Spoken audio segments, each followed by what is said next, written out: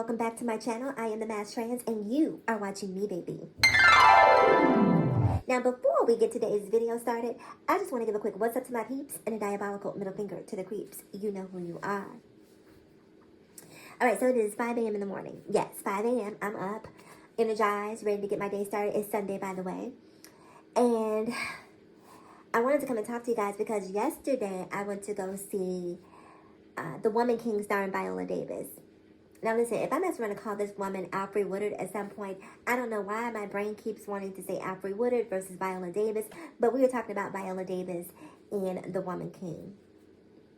So I saw the previews for this a few months ago, and I was really intrigued by the movie only because I'm so used to seeing Viola play these really intense roles, you know, where there's sort of these tour de force performances. And so this seemed like a departure from that, in my opinion, at least based on the trailer. I'm like, Viola Davis as an action hero.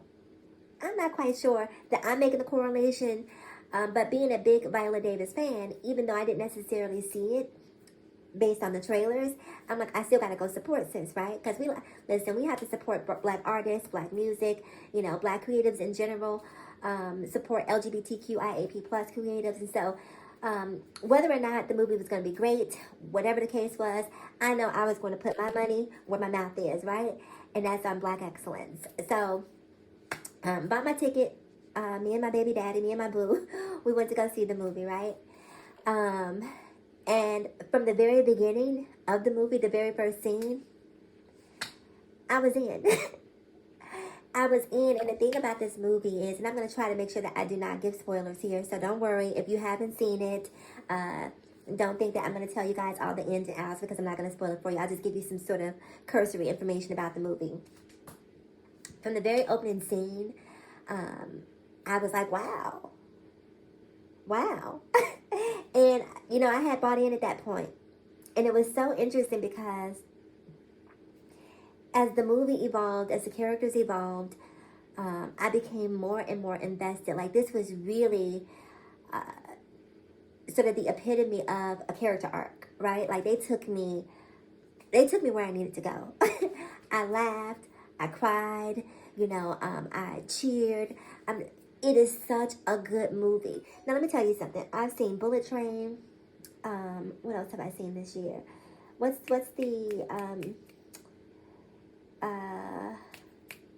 the movie with Keke Palmer that just came out? You guys know the movie, the quote-unquote horror movie. I can't think of the name of it right now, but I saw that, and that just goes to speak of how much I wasn't impressed by the movie. But I love Keke Palmer in the movie, but I wasn't impressed by the movie as a whole to the point that I can't even remember the title of the movie. So I saw that. What else have I seen recently? But my point being, probably in the last 3 to 5 years, The Woman King is probably one of my favorite movies that I've seen in the last 3 to 5 years. And this is not a groundbreaking movie. This is not like, some super creative plot where there are all of these different plot twists that you don't see coming or expecting. But it was just a really riveting movie. I don't think I'm giving too much away by telling you that the movie is centered around the slave trade and being a person of color. I connected to seeing some sort of Nat Turner-esque energy being embodied by a woman. I'm all about that woman and female empowerment. So seeing a woman, say, no, baby, we don't do that around here. It was just really inspiring for me to see. So I love Viola Davis in that movie. Will she be getting an Academy Award for this movie? Probably not. Probably not. But it doesn't change the fact that it's a great movie. Because, to be completely honest with you, 9 times out of 10, when you watch the Oscars, who's actually seen those movies? Who? I'm like, what? You don't even recognize the names of the movies that are being nominated in most of the categories. So, it's really for movie snobs, in my opinion, the Academy Awards. So, don't expect Viola Davis to get an Academy Award, but maybe an NAACP award. Who knows? But the movie is really, really good. And it just made me change my perspective because I'll admit, I was feeling like, okay, she's aged out of this whole action star thing. And it really made me reevaluate my belief on what a woman could be at a particular age. Because Viola gave you what you needed in this movie. She gave you warrior. She gave you warrior. So if you haven't seen The Woman King, run, run. Do not walk and go see this movie. It is such a good movie. When we bought tickets to the movie, it was probably maybe 30% capacity, if that. Now, I live in a predominantly non-black area. So it didn't surprise me. My boyfriend and I actually had a conversation on our way into the theater. He went to grab the tickets. And, you know, when we went to go see Bullet Train and, why can't I think of the name of that damn movie? When we went to go see the movie about the kite with Kiki Palmer, you know, we had to scavenge for seats. And so when we went to go see The Woman King, we had, you know, free reign of the entire theater because people simply weren't supporting the movie to the degree that I thought they should have been supporting it. So that's why it's so important for us because, you know, if we want to see different types of movies starring black characters, you know, black actors, then we have to support those movies. You know, we got to go out there and, you know, speak with our dollars in terms of letting them know that we want to see different types of stories and not the same old, you know, bang, bang, shoot 'em up, bank robbery, which I'm okay with too, don't get me wrong. But I do like seeing us in stories outside of that, right? This was, you know, about the diaspora. It was about the slave trade, but it wasn't your traditional slave trade movie. It was a good movie. And I don't know if the movie had any historical context. I'll have to do some research just to see where the story was born, if it was born from fiction or if it was, you know, if it's loosely based on some sort of real life person. I'm not really sure if that's the case, but we'll do some research, some digging just to see. But anyway, my point being, go support black cinema, okay? Support LGBTQIAP plus cinema, and especially support black LGBTQIAP plus cinema. Support the stories that reflect who you are. So go see Woman King. Now, before I get out of here, and so but let me say this really quick. One more thing about The Woman King. 10 out of 10 would recommend. Go see it. Support Viola Davis. Fantastic. You already know that when it comes to acting, Viola Davis is not going to disappoint. She is not going to disappoint. And she does not. How does she cry on cue like that? I was asking myself, like, I wonder if there's just some sort of emotional trauma or event that she's able to access at any given moment that just forces these tears to come out, because sis can just cry just like that. But anyway, enough of that. The last thing I wanted to talk about was this picture of Zaya Wade. Zaya, the daughter of basketball player Dwayne Wade and stepdaughter to Gabrielle Union. Shout out to Zaya's biological mom, whose name I do not know, unfortunately, but I do want to at least, you know, mention her because I feel like people always talk about Dwayne Wade and Gabrielle Union's child. When yes, she is their child, but there's also a biological mom who deserves acknowledgement too. So, I guess she's doing a campaign for Tiffany, right?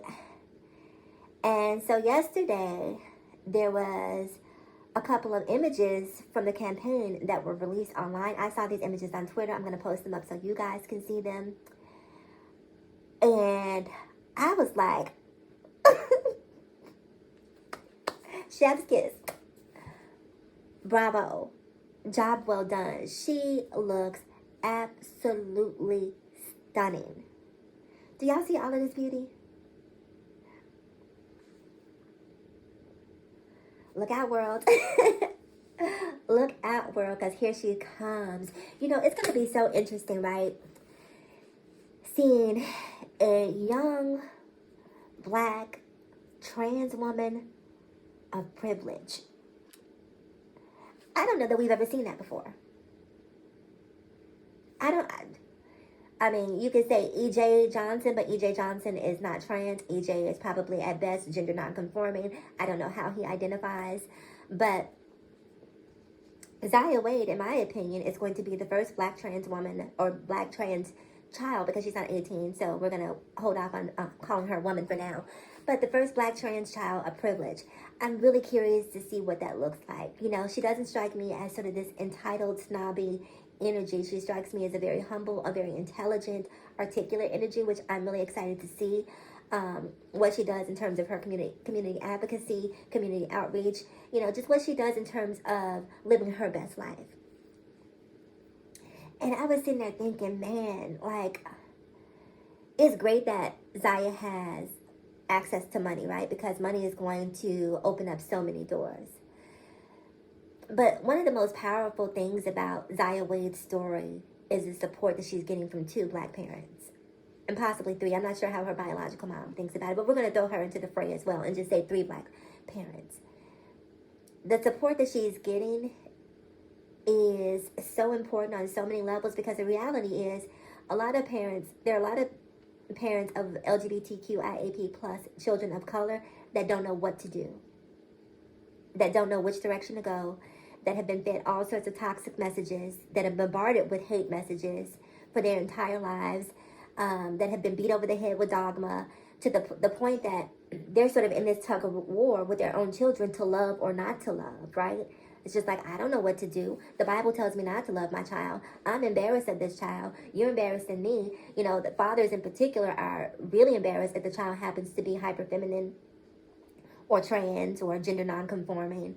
And so in a lot of cases, they turn their backs on their children. And it's sad to see that happening. This is why, like, I don't know how any parent who is religious or says that they have a relationship with God can turn their back on their own child. You know, because God's love is unconditional. God's love is inclusive. I don't get it. And so, to my original point, Zaya Wade's profile and having Gabrielle and Dwayne and possibly her biological mom all coming together as a collective to support her in her transition, and not just support her in her transition, to support her in being successful, you know, outside of that, because people put too much emphasis on the transition when the transition is really just, you know, a physical manifestation of who she is as a person, you know. And so when I'm watching Zaya, I'm not necessarily looking at what she looks like on the exterior. I want to see how, you know, she treats her parents, how she treats her siblings, how she interacts with people, because for me, those are my barometer for what type of person is this. And everything I've seen up until this point shows me that this young lady is a woman, a young lady of character. And so much of that is directly attributed to the parents who raised her. And more black parents need to see Dwayne Wade, Gabrielle Union, and Zaya's biological mom loving and embracing her unconditionally. You know, in so many black families, we know people who have been, you know, convicted of all sorts of heinous crimes that I dare not go into detail about. And, you know, they may go away, they may go do a bid, 5, 6, 7, 8, 9, 10, 20 plus years, 25 to life, who knows how long they've been away. And when they come home, the family is, you know, throwing parties for them, embracing them, telling them how much they love them and miss them. You know, the family really shows up and shows out on behalf of these people. But if they have an LGBTQIAP plus child, they don't want anything to do with that. And that's sad. That's sad. It's really sad. So I'm hoping that, again, Zaya's profile, Dwayne Wade's profile, Gabrielle Union's profile, all of that comes together to really create this really potent example for so many people who need it. Not just black ones, but in particular, I'm hoping for black people, but for any parent out there who is struggling with how to love a child who is LGBTQIAP+. I haven't ever been through that experience of being a parent of a child who is LGBTQIAP+, but I couldn't imagine, knowing my heart, forsaking my child for anything. I just couldn't see it. And so I don't understand how some parents do that, and then use Jesus as the reason. Like, y'all give Jesus a bad name. Jesus wouldn't have any part of this nonsense you guys, you know, are talking about. And if you have a pastor who's telling you this, you might want to look for another church. If you are part of a religion that is telling you that you have to choose between this or loving your child, you may want to reevaluate that. I'm just saying. I'm just saying, because at the end of the day, I'm not a religious person, right? But I believe that should there be an entity known as God, that entity lives within me. And it's in the way that I love, it's in the way that I treat people. And there can't be any tug of war for me when it comes to loving who I love. And anyone who's feeding me messages telling me that the person that I love, the person that I've raised, that, I've, changed diapers and, have fed, and the person who, I've held in my bosom, I can't love them anymore because of X, Y, and Z. I don't know if, again, that's where I would need to be. But you get to make your own decisions and choices in this life, so I'll leave that up to you. So anyway, congratulations to Zaya Wade on this Tiffany campaign. She looks absolutely stunning. I'm so happy because I know that people are waiting for her to look ridiculous because they want to make fun of her. And so taking that away from them is, in my point of view, just one more notch in her empowerment. Like, do you see this? Do you see this? What else you got? Laugh now. Because she looked like a chocolate princess. It was giving, I just came home from cheerleading practice, and so, oh, my parents want me to take this photo. I really don't want to take it, but I'm sitting, so here it is, take the photo. I couldn't possibly ever take a bad one, so, just to take the picture. Dad, take the picture, Mom, here you go. Like, she gave you a whole moment in this picture, and I am so happy to see that she's getting the opportunity with Tiffany. What? That's crazy to me. That's crazy for me. 2022, the last couple of years, just seeing the amount of progress we've made, and yes, there has been some regression as well. But I just feel like as a society, we've come, our awareness of how many different types of people exist in this world has been exponentially increased by social media, TikTok, Twitter, Instagram. You get a chance, whether or not you believe in something, all of this information is being filtered on your timeline. And so you get an opportunity just through happenstance to know that different types of people exist, and people are more empowered in this day and age to live authentically. And I love that I get to be a part of it, and I also get to see it. So anyway, support the Woman King. Go see that immediately. Run again. Do not walk. Go see that. And shout out to Zaya Wade. I am the Mass Trans, and I want to say before I go, I was about to leave out and not even get my outro. Why be bitter when we can be better? So let's be better together. I'm the Mass Trans. I'll talk to you guys again in my next video. Bye-bye.